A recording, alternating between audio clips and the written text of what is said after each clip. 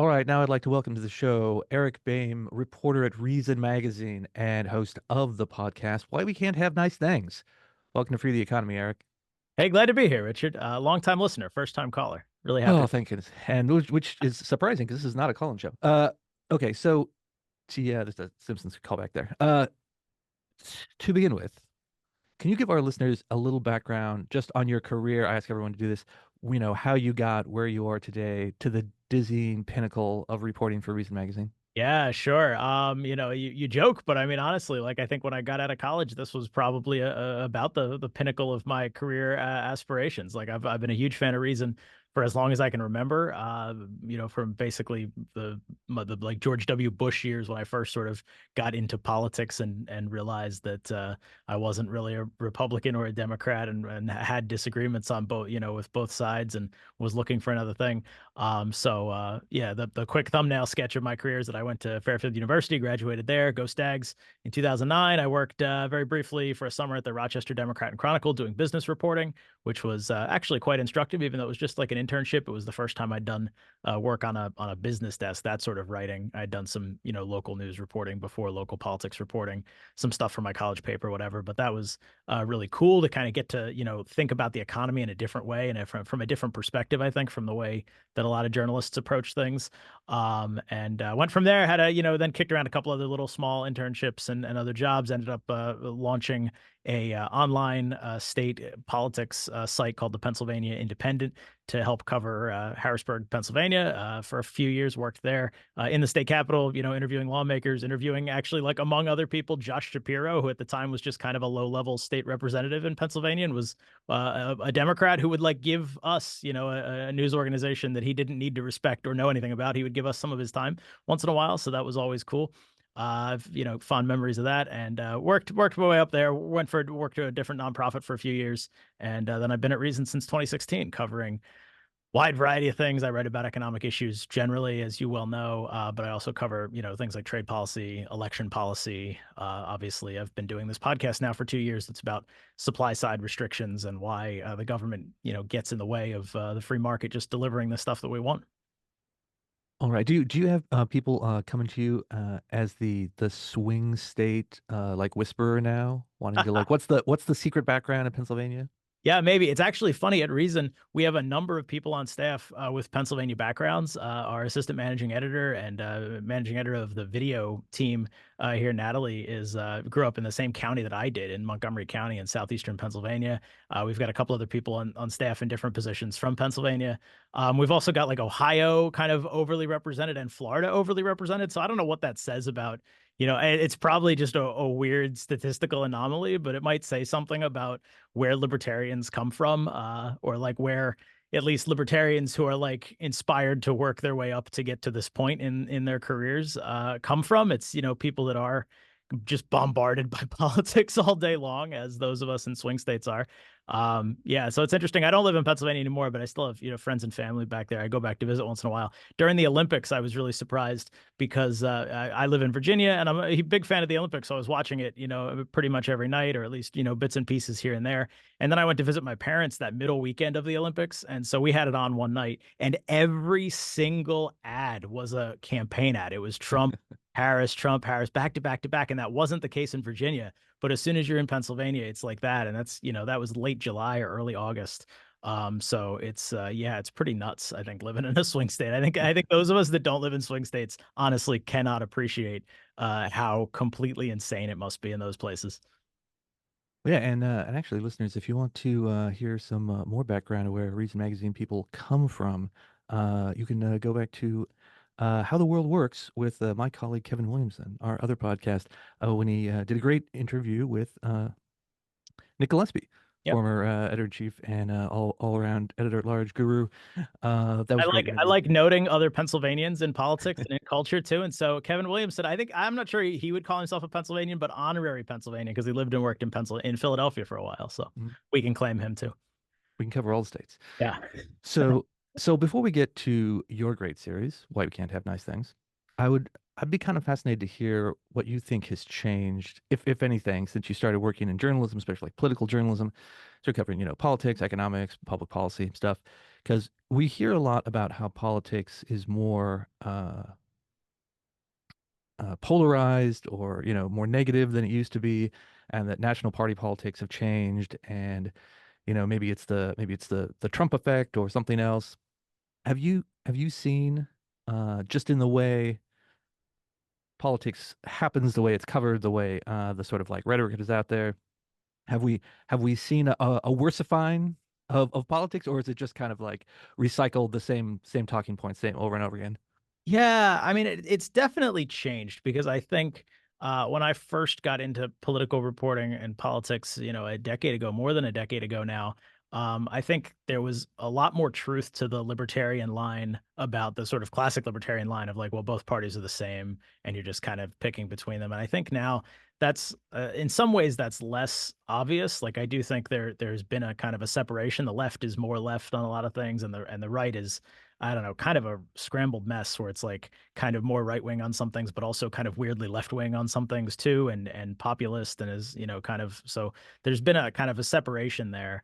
But I think, yeah, I mean, it's gotten harder to avoid, I think, is the bigger problem for me. Is not so much a left-right thing. Again, as a libertarian, I don't put a ton of stock in that, but it's that like politics seems to have infected larger and larger portions of our culture and our day-to-day lives in ways where like it doesn't stay confined to its little corner anymore. And I want to live in a world where politics is not just confined to its corner, but where that corner is actually like really small and insignificant. And it's one that most people don't ever have to think about. And of course, the only way you get to that world, and I'm preaching to the choir at CEI, but the only way you get to that world is by having a government that can't get into your life every day, can't, control every aspect of your life.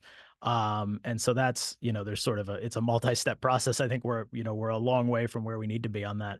But we've definitely kind of moved in the wrong direction, I think. But I think both sides, both, if we want to talk about politics as a left-right thing, both sides have in recent years discovered that they want to get, they want to get their claws deeper and deeper into more parts of your life. And that's really disheartening to me as a libertarian. But also, on the other hand, I get to write about politics for a living. So there's never any shortage of things to cover, which is nice. Yeah, I mean, it is important to remind people you don't have to be a Republican or a Democrat. You can be politically non-binary, right in the middle there. And so you got people, and one of the some of the classic lines from politics is, some people want politics out of the bedroom, and some people want it out of the boardroom, but sometimes we'd like it to get out of our living room and our back porch and our front yard and our attic and our man cave in the basement. I would like it out of all of those things. Yes, absolutely. All right, so now to the series. So great branding, compelling name. Why we can't have nice things. Uh, so where did you come up with the idea? Because Reason has like multiple podcasts already. It's like we're in a podcast explosion renaissance. You look at even just political magazines that narrow category. National Review is a bunch of podcasts. Reason has multiple podcasts. How'd you come up with this idea for why you can't have nice things? And then what is the thinking on having it be like a limited run thing, uh, versus having enough material? It seems like you'd have enough material to do an episode like every single day. Yeah, honestly, there would be. And if I could make it my full-time gig, maybe we could, maybe not every day, but every week or every other week.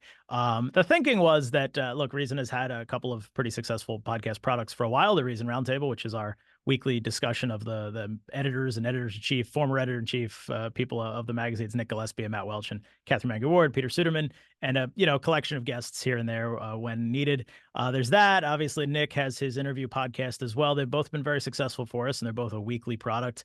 And this was probably a year and a half ago. There was just sort of a general conversation in the office of like, well, we should see what we can do to, generate some new podcast ideas if anybody has, things you want to do. And so you mentioned like the branding of it, which is still, I think, my favorite part of the podcast. Honestly, that came first. I was like, this would be a great name for a thing that it's a collection. It would cover a collection of topics that we already write about, we already cover, we already talk about.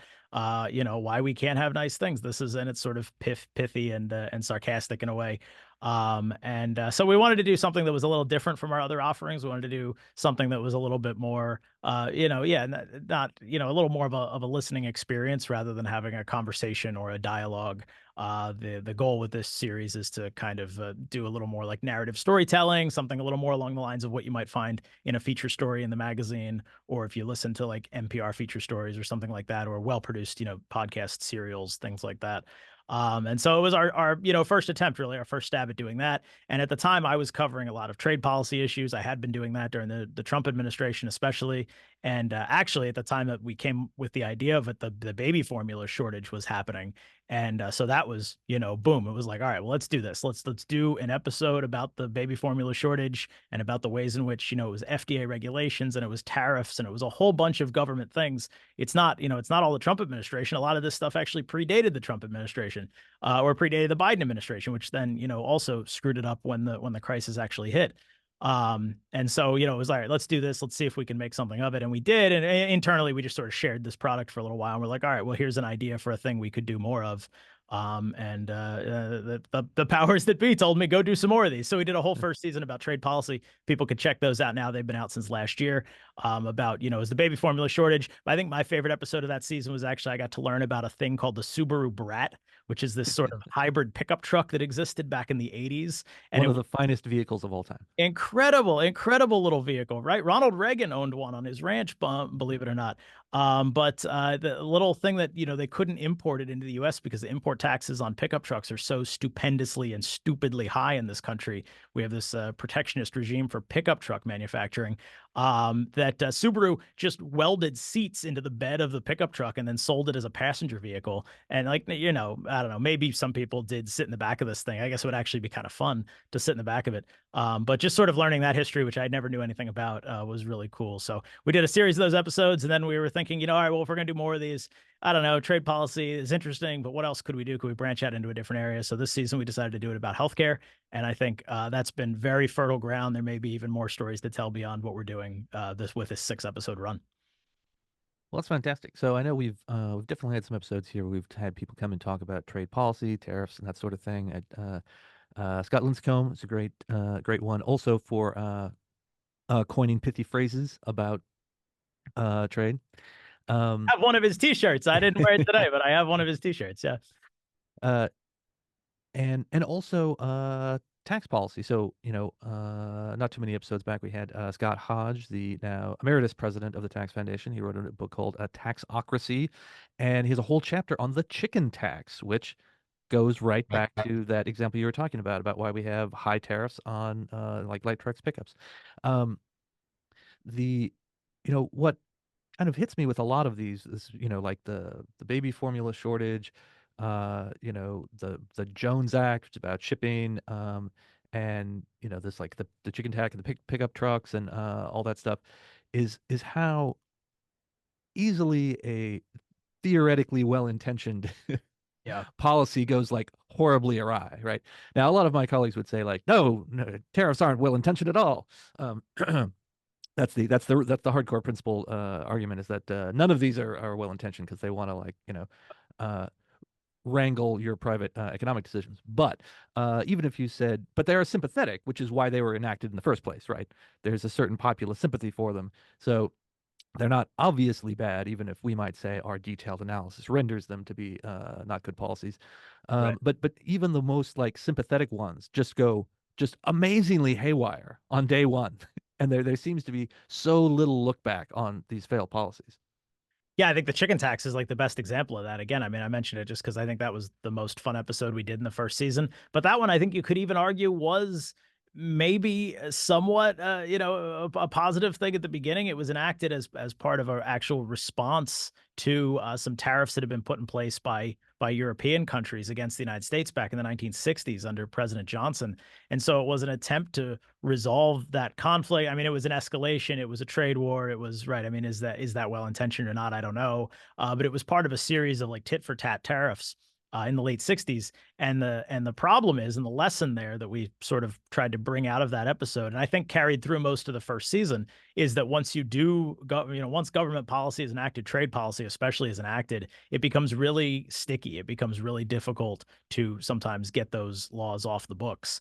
And that's exactly what happened there. All the other tariffs that were connected to that trade war, this little minor trade scuffle between the US and France and Germany in the 1960s, all those other tariffs came off the books decades ago, except this weird thing we call it the chicken tax, but it's actually the chicken part was the French government was doing that. This is actually this tax on light trucks that are imported into the U.S. and that remains on the books because there was never really much of a constituency to get rid of it, and there is a constituency, domestic truck manufacturers, who love it. They want to keep that thing around because it really fences out competition from foreign manufacturers. So and as again, it's a thing that I don't think a lot of people think about. At least I never really thought about this before working on that episode.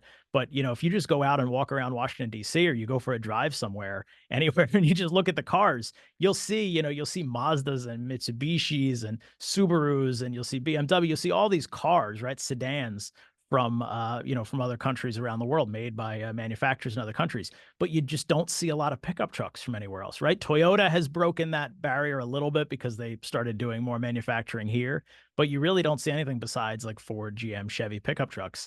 And the reason why is because there's a 25% tariff on imported light trucks, and it makes them unaffordable. It makes them unmarketable here.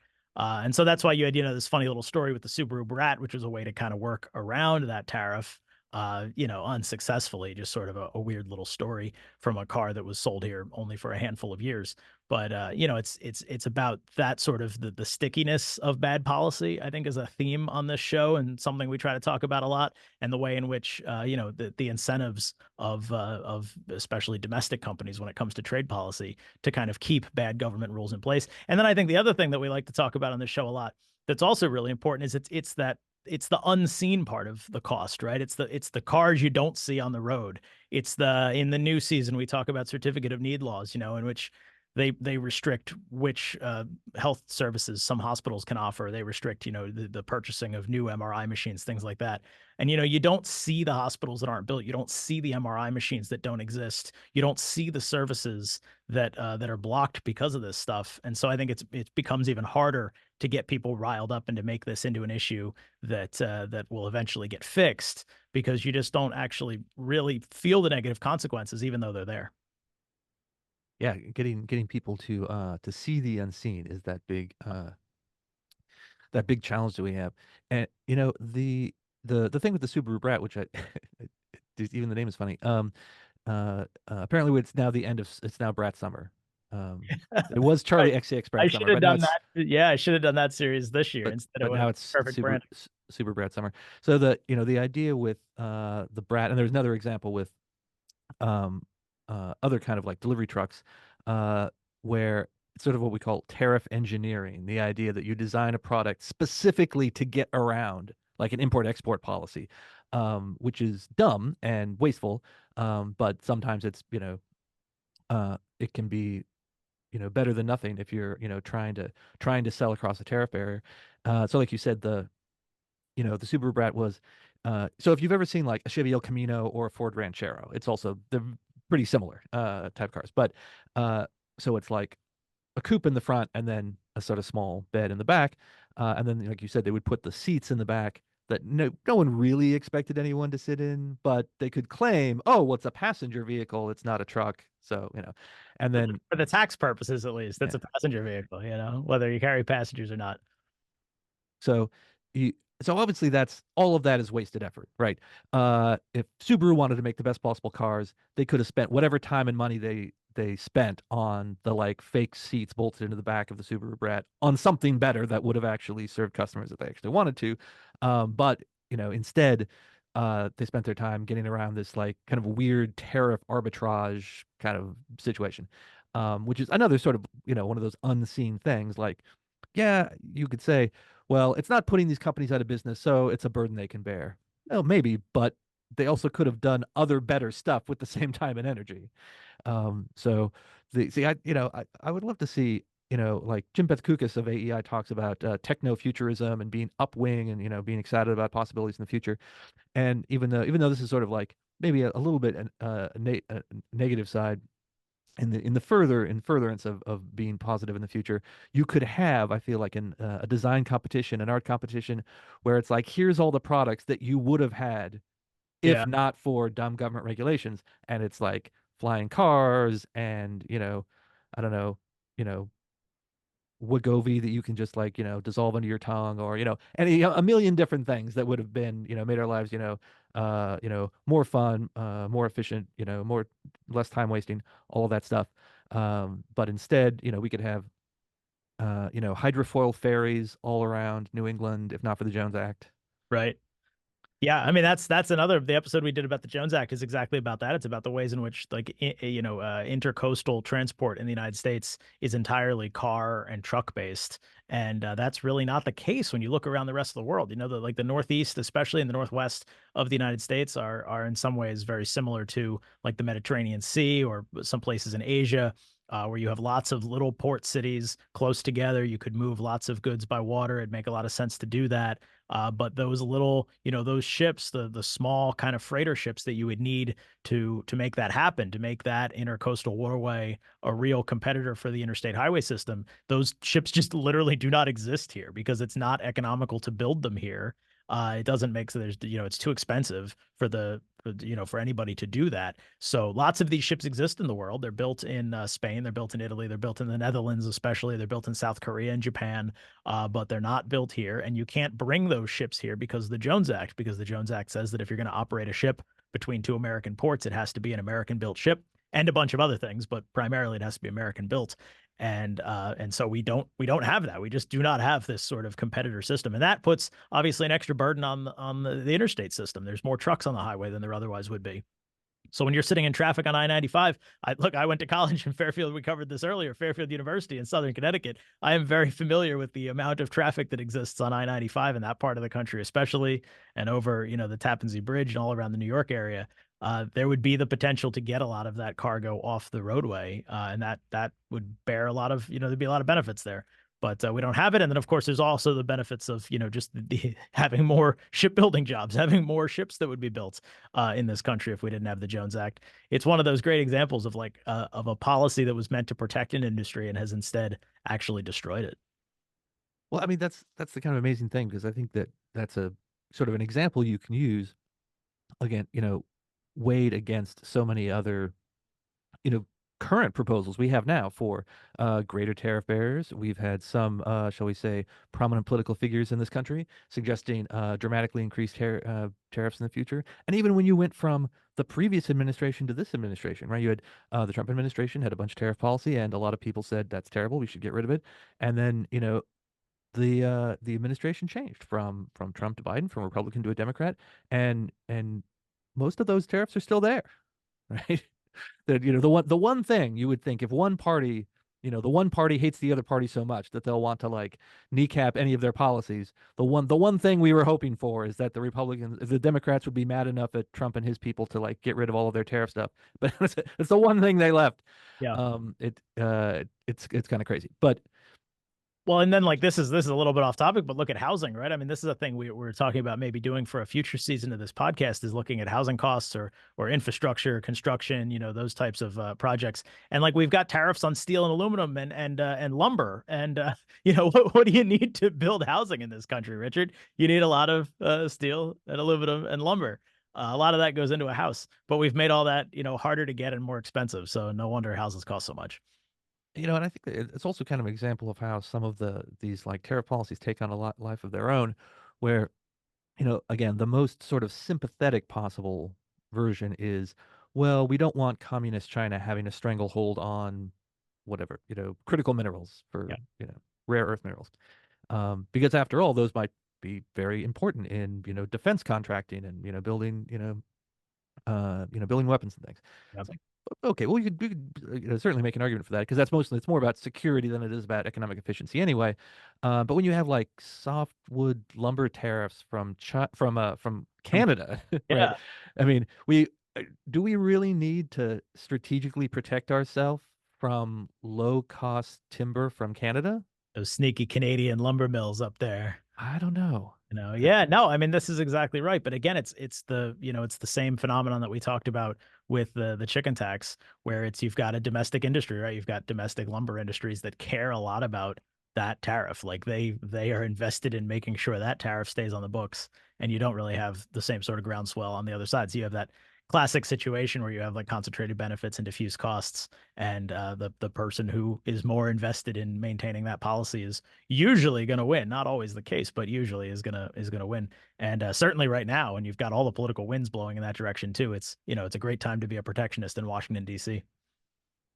Yeah, I feel like more people should look at that that Jones Act example, because it's sort of like the example of the government is like squeezing you in such an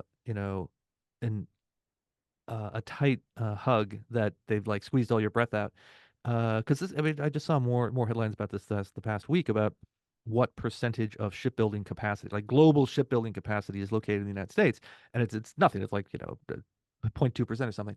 Um, and but if you go back in time to 1920, and people are saying, oh well, we got to protect all these like vital shipbuilding jobs, especially right in the aftermath of World War I. Transatlantic shipping was a very big strategic thing, so it's understandable why people focused on it.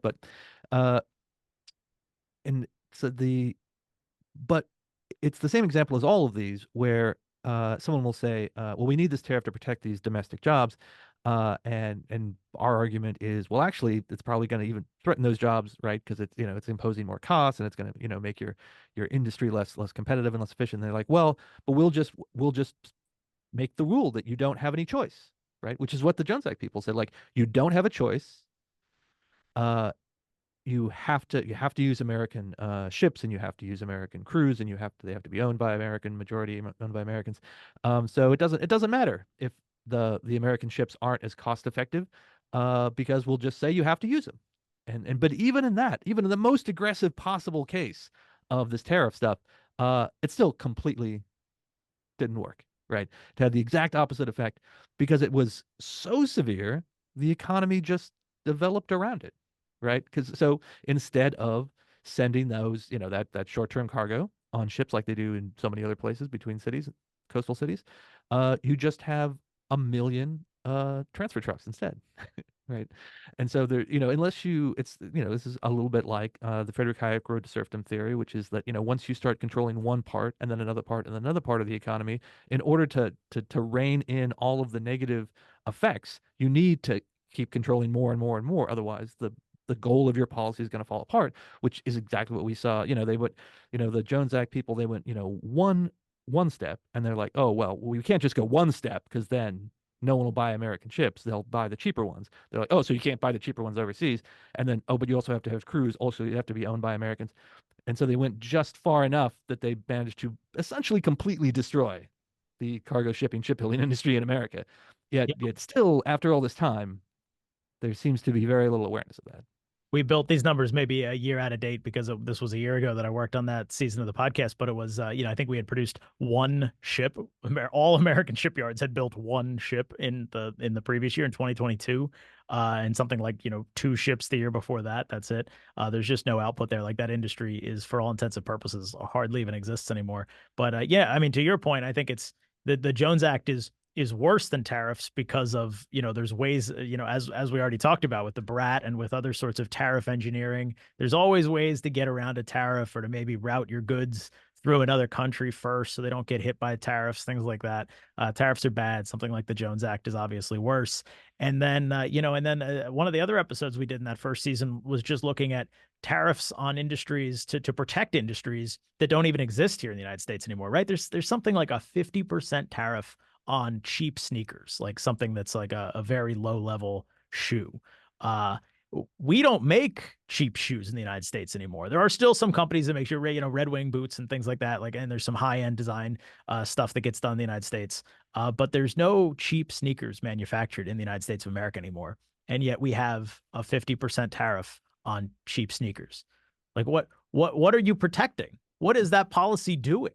All that's doing is making those sneakers more expensive for people who can't afford anything other than a cheap pair of sneakers. Like, it's regressive, and it's also not doing the other thing. It's not even providing the concentrated benefits that some of these bad policies do. So and the tariff code is littered with these examples of of protectionism for industries that don't exist anymore. And then shipbuilding may be the next one on that list. I don't know. I suppose because of the military, there will always be at least some sort of shipbuilding presence in the United States. But yeah, I mean, it's kind of a crazy example. And I mean, the funniest thing is it's not like some of these categories, like you said, sort of kind of like low value manufacturing, which just makes more sense to do them overseas for non-strategic things like cheap sneakers. Uh, it's not that we don't do maritime stuff at all in America, right? We've got huge ports that manage, billions of dollars probably a week at this point. We've got, advanced port facilities all over our country. I grew up in Portland, Oregon. We were very proud of the Port of Portland. Huge like dry docks and repair facilities and maintenance facilities. Like we do everything but the one thing that this like dumb law is trying supposedly protecting. Yeah, and then we're also a country where there's significant parts of the country that you can't get to except by water, right, or by plane. But you can't ship a lot of goods to Hawaii unless you're putting them on a boat or to Puerto Rico or to other places in the United States, the Virgin Islands, and so on. And so the people in those places just end up bearing the cost of this policy too, right? Because obviously, just to take the listeners through the steps here, I'm sure people are already several steps ahead of us on this, but if you limit the number of ships that can operate in the United States, they have to be American built, American crewed, American flagged, etc. That means there's a lot less competition. That means the people who own those ships can charge a lot more to anybody who wants to use them. That means cargo rates go up. That means the people at the end of the supply chain end up paying for those higher cargo rates. Just like with tariffs, it's not China that's paying the tariffs. It's the end, purchaser that pays the tariffs.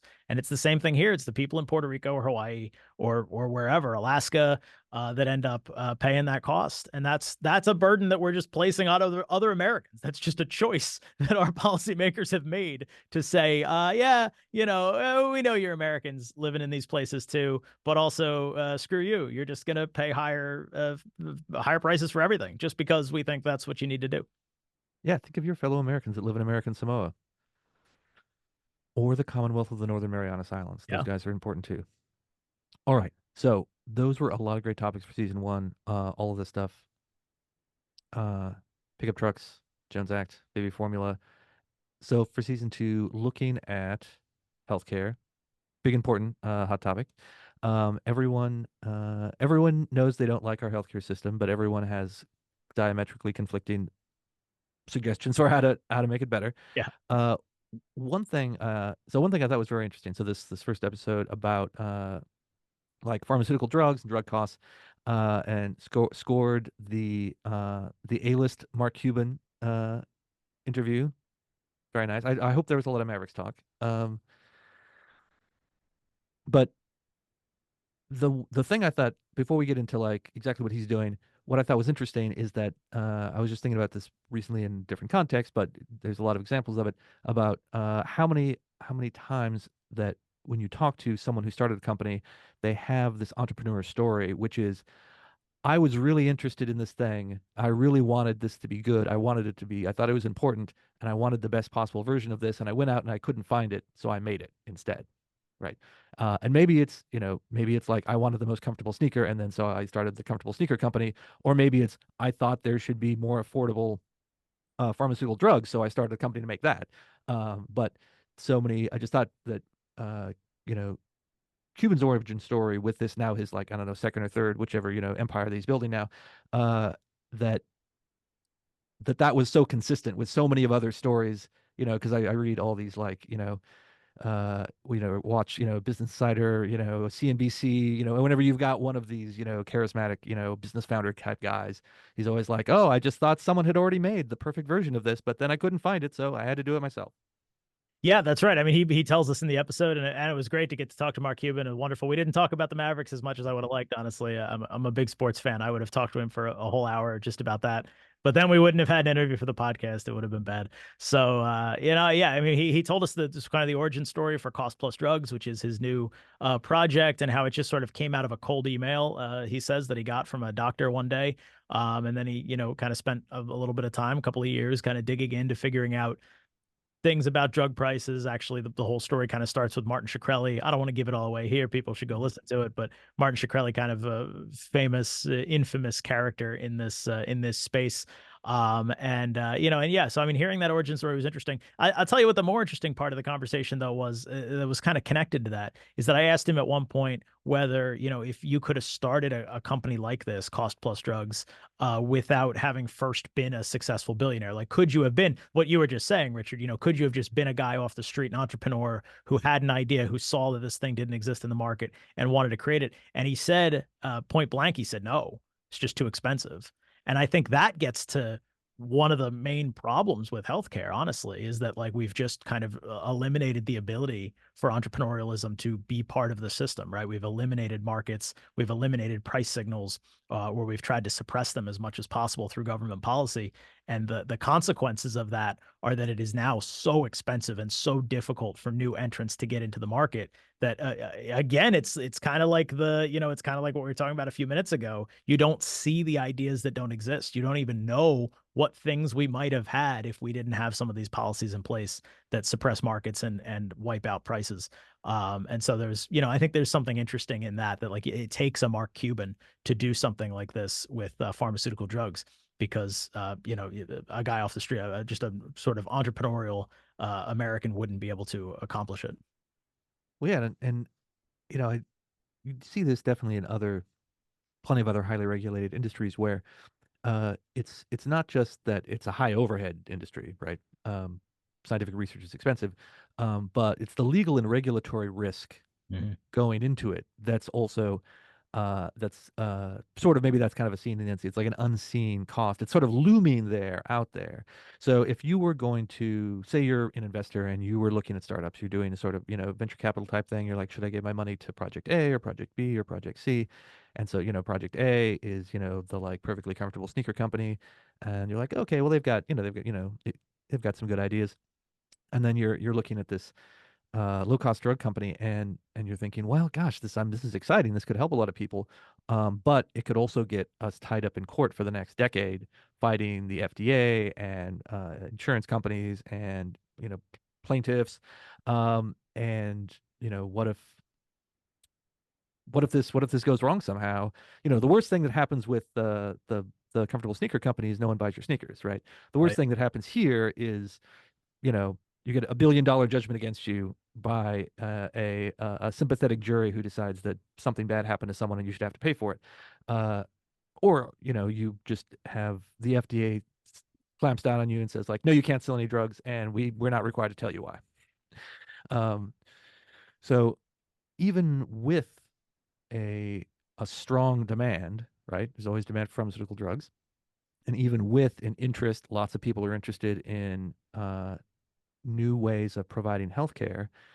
The sort of legal and regulatory uncertainty overhanging it is so heavy. Most people who aren't already billionaires are going to say, I'm gonna hang out with the sneaker guy. He seems more fun. And he probably does. I mean, that would probably be a more fun business, or a more, less difficult business, I should say, to get into. So yeah, I mean, I think it does. It takes somebody like a Mark Cuban just to even want to go into this and try to do something new in this space. And I think that's a problem. Like, I think we should want to encourage more entrepreneurialism in the system. We've got, the second episode that comes out this week is actually exactly about that. It's about two people who are trying to do kind of entrepreneurial projects within the healthcare system. One woman, a mother in Georgia, who was trying to start a birth center there in Augusta, Georgia, and then a doctor, an eye surgeon in North Carolina, who's been trying to expand his practice and do more surgeries at his own practice versus having to pay to use the hospital's facilities down the street. And some of the regulatory hurdles that they ran into, which aren't even the federal hurdles that you're talking about with the FDA. These are just state level hurdles with certificate of need laws that they've both had to challenge, actually, and successfully in Georgia, and so far unsuccessfully in North Carolina, to try to get those rules changed. And it just, like, when you listen to these people's stories, and like you hear them, especially my favorite part of these conversations, favorite in a dark way, is when you ask them about like the first time they encountered this idea, this like what a certificate of need is, and like they just in both cases, and everybody else I've talked to about this topic too, just kind of laughs because it seems so absurd on its face that it's like, okay, I've got all my permissions, I know my surgical center is, it's safe, it's been, it's been checked, and I've got all the top notch equipment, and I've spent all this money, I've spent in the surgeon's case, spent over $1 million to outfit it. It's fully ready to go. The health inspections have gone through. Everybody here is, is permitted to use the equipment. I've got doctors and nurses. I'm all staffed up. And then the state just says, well, no, we don't think there's a need for your service here. Sorry, so you don't get to use it. And it's like, well, wait a minute, what? In what world does that, is that the way we decide how, how a market operates? It's not, Target doesn't get to tell Walmart there's no need, or the government doesn't get to tell Walmart there's no need for your business here because there's a Target down the street. But that's how it works in healthcare a lot of times, and that's another problem. It's another unseen problem because again, you don't see the surgical centers that don't exist, or the clinics that don't exist, or the birth centers that don't exist. They're just not there because the government stopped them from ever coming into being. Yeah, and we only know about them because of excellent deep digging reporting by America's finest journalists. In this case, we got to give a little bit of credit to groups like the Institute for Justice, Stand Together, who have in these two cases, have really raised these issues in these two states, and have worked with the people there on the ground to kind of make some change or try to make some change. They do some great work. We also, this whole season has been kind of a, it's a fun sort of run through of people who are making things happen within the liberty movement. We talked to an attorney at Pacific Legal Foundation for a different episode. I've got Michael Cannon on from the Cato Institute, so it's been a bunch of people who are, I think it's an interesting combination of like the people on the ground, the doctors and the nurses, and the people who are trying to start birth centers on one hand, and then it's also, we've got kind of the high-minded academic or intellectual side of it too. So we're trying to put it all together. Yeah, so we get and it's a birth center, so we've got the pronatalist angle as well. All the Of people who course, want yeah. Call more J. Amer Yeah. more American families. Uh, so I really like the fact you mentioned that the people working on solutions there, and because it seems each of these in on its own, when you look at it, each of these like examples we've been going over, they appear pretty ludicrous and indefensible, a lot of them. And even if they might have seemed like a good idea at the time, a lot of them, like the Jones Act, have a very long track record of not actually doing what they said they were going to do. So it should seem not that difficult to say, oh, look, here's the thing that failed. Maybe we should do it differently. Almost anything different would be better than what we have now. Yet, like you said, we have those like sticky bad policies that are hard to change. And I feel like there's a sort of strange bedfellows potential coalition here, which is like people who know about each one of these individual policies and they know that policy's dumb. When they sort of see all of these this constellation of them, they're like, oh, wait, maybe there's some kind of systemic policy here. And it makes me think of, you know, uh, the sort of like libertarian moment idea. Like there's going to be, was it Matt Welch and Nick Gillespie had the big like it was going to be the libertarian moment in 2008, and then they had a book 2011, and then Jesse Walker had a great article in 2016 called "A Short History of Libertarian Moments." Yeah. um, so maybe we're not ultimately looking for a single moment, but at least some set of possibilities where someone a theoretically neutral observer could say, oh well, looking at all of this like laundry list of bad policies, maybe they do have something in common. They were trying to like monkey wrench the economy in a way you can't really do from central control. Yeah, I mean, I think if there's one lesson from this podcast, I think that's probably it, and I hope that's the one that people take away from it is that you can't control things, and when to the point you made earlier, the road to serfdom argument, right, is that like when you try to control one thing, then something goes wrong. You just try to control something else. You try to there's always going to be consequences that you didn't expect, and that's always just going to breed more excuses for regulation. And then, to talk about sticky policy too, that comes up in our certificate of need episode because this was these laws are on the books in most states, or a lot of states, in part because Congress once mandated that states pass these laws back in the 1970s. And so most states did. I think all but one or two states did. And then about 10 years later, there had been a series of studies done, and it turned out that this was not working. Rather than driving down healthcare costs, it was creating all sorts of protectionist regimes. It was making care more expensive. It was making it harder to start up new clinics. And so there were all these studies that said, "Oh, no, no, no, it's a bad idea, bad idea, bad idea." And so Congress, to their credit, repealed that mandate about 10 years after they had passed it. And that was back in the 1980s that the mandate was killed. And so here we are now, almost 40 years later. And a lot of states still have these on the books that, they've been chipped away at. There have been some piecemeal reforms. There have even been some places that have gotten rid of them entirely, but they're still there by and large. And that's because of like just the stickiness of policy. It's not a thing that a lot of people really care about. It's not a thing that a lot of state lawmakers are getting elected to office campaigning on a promise to go kill the certificate of need law. And so it just persists because, the only people who really care about it are the people who are benefiting from it, the hospital associations in most cases. Yeah, well, that's why you need a handful of highly focused angry nerds Yeah. fighting I like fighting in this the idea. We'll start a yeah. new foundation. That's the thing that the movement needs, right? Is a yet another new project, and so I think that's probably the right thing to do here. Angry Nerds United. Yeah. All right, Eric, this has been excellent. Thank you so much for sharing your experience here, telling us about the podcast why we can't have nice things. But before you go, tell us where everyone should find you, find the show, et cetera, et cetera. Yeah, sure. You can find my work at reason.com. Follow me on Twitter too. It's Eric Boehm 87. I tweet random thoughts. You can yell at me when you think I'm being stupid. And you can find the podcast, of course, Why We Can't Have Nice Things. That's also at reason.com. We post new episodes every Thursday. We've got the second episode coming out this week, and there'll be new ones through till the middle of October. And then that's also out on Spotify, Apple Podcasts, any place like that you go to find your podcast. Just search for it. Why We Can't Have Nice Things. It'll come up. There's that Taylor Swift song, and then there's this podcast. Those are the two top responses when you type that in. So hopefully you can find it. Those are the two important ones. All right, Yeah. everyone, get hyped for season 2. And thanks again for being with us, Eric. Thanks so much, Richard. This was great.